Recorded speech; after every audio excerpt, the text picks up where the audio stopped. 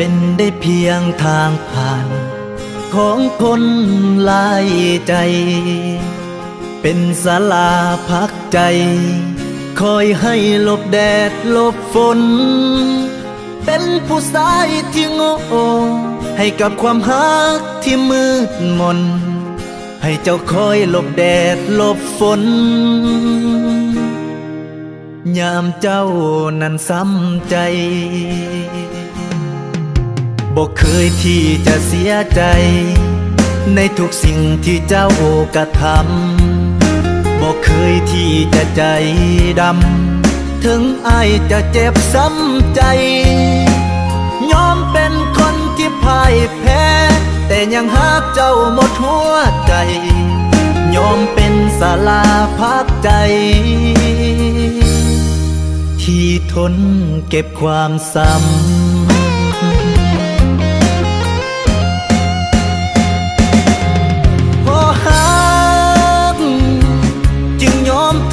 กับความซ้ำใจ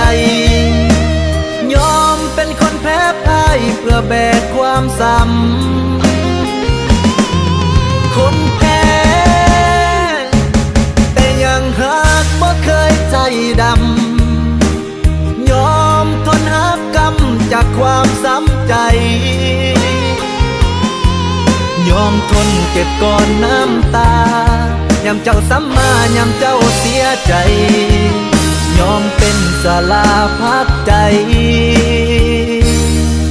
ที่ทนเก็บความซ้ำ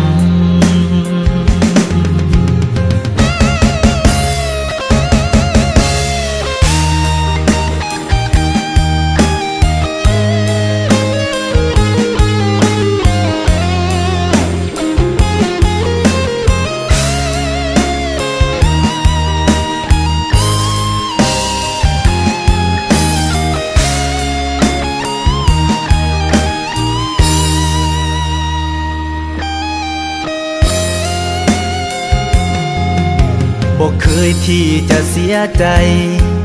ในทุกสิ่งที่เจ้ากระทำบอกเคยที่จะใจดำถึงอายจะเจ็บซ้ำใจ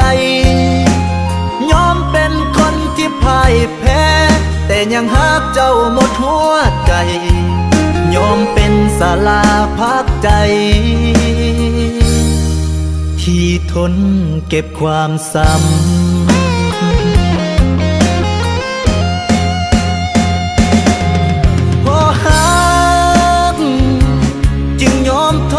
กับความซ้ำใจ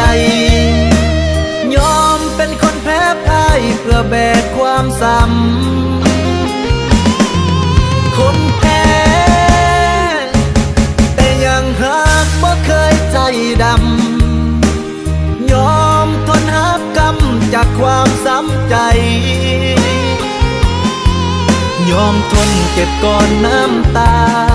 ยามเจ้าซ้ำมายามเจ้าเสียใจยอมเป็นศาลาพักใจที่ทนเก็บความซ้ำ